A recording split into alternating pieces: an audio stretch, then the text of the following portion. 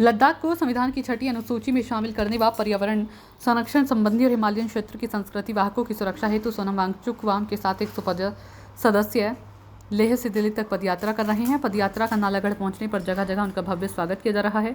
Nalagarh him परिवेश संस्था, कालाकुंड बचाओ संस्था व नालागढ़ के समाज सेवियों ने फूलमाला व शॉल और टोपी पहनाकर सोनम वांगचुक और सभी सदस्यों को सम्मानित किया। श्री कृष्ण सुदामा गौशाला नंगल पहुंचने पर गौशाला के प्रधान व नालागढ़ की सामाजिक संस्थाओं ने मिलकर सोनम वांगचुक का स्वागत किया और उनके द्वारा पर्यावरण को बचाने के लिए की जा रही कार्यों की सराहना की और नालागढ़ के कुछ सदस्यों ने पदयात्रा में उनके साथ शामिल होने की इच्छा भी जाहिर की। सोनम वांगचुक ने गौशाला में लोगों को संबोधित करते हुए कहा कि सारी उम्र हिमालय ने हमको बचाया, अब समय आ गया है कि हम सबको मिलकर हिमालय को बचाने की जरूरत है। उन्होंने कहा कि हम सभी गौशाला में इकट्ठे हुए हैं और जो गौशाला चला रही है वह तो पुण्य का काम कर रही हैं, लेकिन वो लोग पाप की भागीदारी हैं जो सारी उम्र गौ का दूध पीते हैं और जब वो दूध देना बंद कर देती हैं तो सड़कों पर छोड़ देते हैं। बड़े शर्म की बात है कि हम गौ को माता मानते हैं और माता के साथ ऐसा व्यवहार करते हैं। सोनम वांगचुक ने कहा कि हिमालय से पूरे भारत को पानी मिलता है। जम्मू कश्मीर से कन्याकुमारी तक हिमालय से निकालने वाली नदियाँ पहुँचती हैं, परंतु अब एनवायरमेंट की वजह से ग्लेशियर पिघल रही हैं और ऐसा ही चलता रहा तो आने वाले कुछ सालों में पूरे भारत में पानी की समस्या हो जाएगी। इसलिए हम सबको मिलकर पर्यावरण की सुरक्षा करनी है और यही संदेश लेकर मैं और मेरे साथी पदयात्रा लेह से दिल्ली तक कर रहे हैं और पदयात्रा करते हुए सभी जगह यही संदेश लोगों तक पहुंचा रहे हैं कि हमें सबको मिलकर हिमालय की सुरक्षा करनी है। अगर हिमालय में नंगे हो जाएंगे, हिमालय टूट जाएंगे जैसे आजकल टूट रहे हैं, यहाँ बहुत प्रदूषण हो जाए, खत्म हो जाए, हमारे जंगल तबाह हो जाए, तो इस देश में जहाँ सबसे ज्यादा घनी आबादी रहती है उनका जीवन, मैं आप सब साथियों का उनके यहाँ आने पर जो स्वागत किया उसके लिए आपका धन्यवाद। रक्षा का मतलब बाहर के आदमी की रक्षा हरियाणा में है, वो किस वजह से है? हमारे पानी से। और कल हमारे इलाके में ये पानी खत्म हो जाएगा तो उनकी भी क्या हालत होगी। इसलिए आप सभी यहाँ पे जितने यहाँ ITI के बच्चे भी यहाँ पे आए हैं तो वो थोड़ा सा बताएंगे आपको ताकि आप और हम अभी वो ये जो वातावरण है, जितने भी जो हमारे कल्चर, हमारे ट्रेडिशन जो है उसको संभाल के रखते हैं। तो जितने भी अभी तो मैं यूथ रिप्रेजेंटेटिव पे हूँ, तो जैसे कि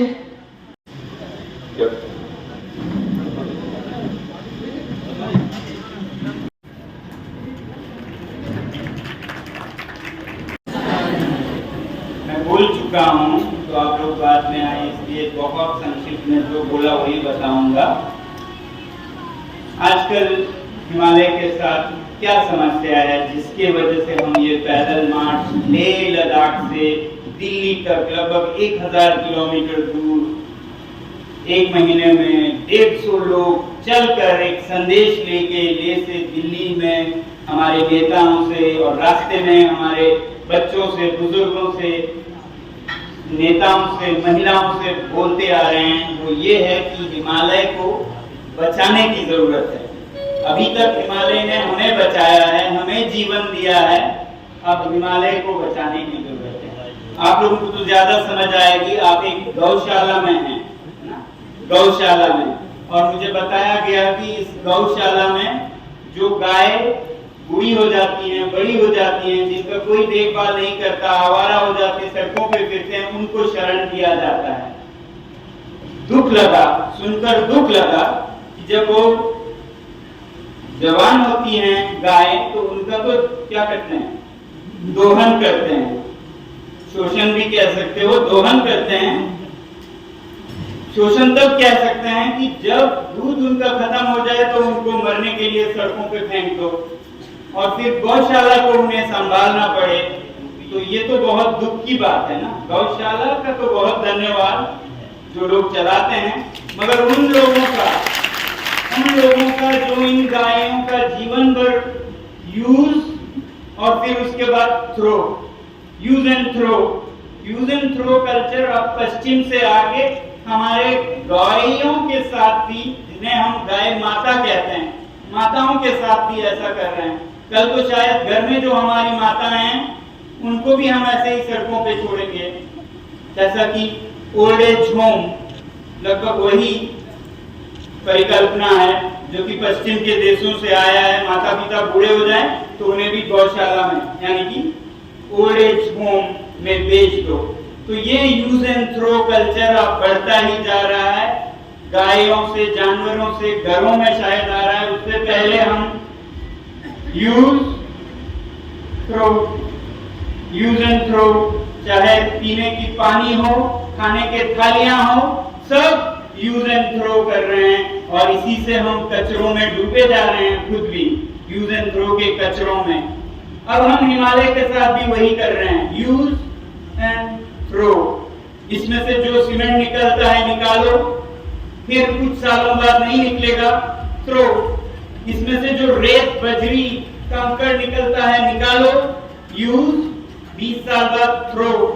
लोहा निकलता है, तांबा निकलता है, निकालो, यूज एंड थ्रो। ये यूज एंड थ्रो कल्चर अब पूरे हिमालय के साथ।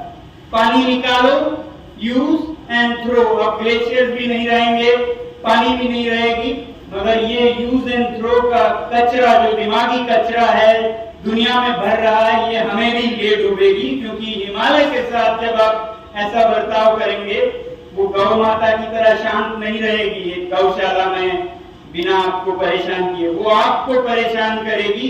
क्योंकि आगे आप प्यासे मरने वाले हैं। सिर्फ हिमालय में ऊंचे पहाड़ों पे रहने वाले लोग नहीं, इन्हीं हिमालय के ग्लेशियर से, पंजाब से, हरियाणा से, यूपी से, बिहार से, बंगाल तक की पानी इन्हीं हिमालय से आता है। लगभग विश्व के 1/4 आबादी, 2 बिलियन लोग इसी पानी पर निर्भर करते हैं और ये पानी जा रहा है, खत्म हो रहा है। और अगर अभी वक्त पर हम नहीं संभालें, हिमालय के संरक्षण नहीं करें, तो ये और भी जल्दी चला जाएगा और पूरा भारत प्यास से तरसेगा। लड़ाइयां होंगी पानी के लिए, गर्मी बढ़ेगी, जंगलों में आग लगेंगे। वक्त पर जागो, ये जगाने के लिए हम ले से दिल्ली पैदल आ रहे हैं।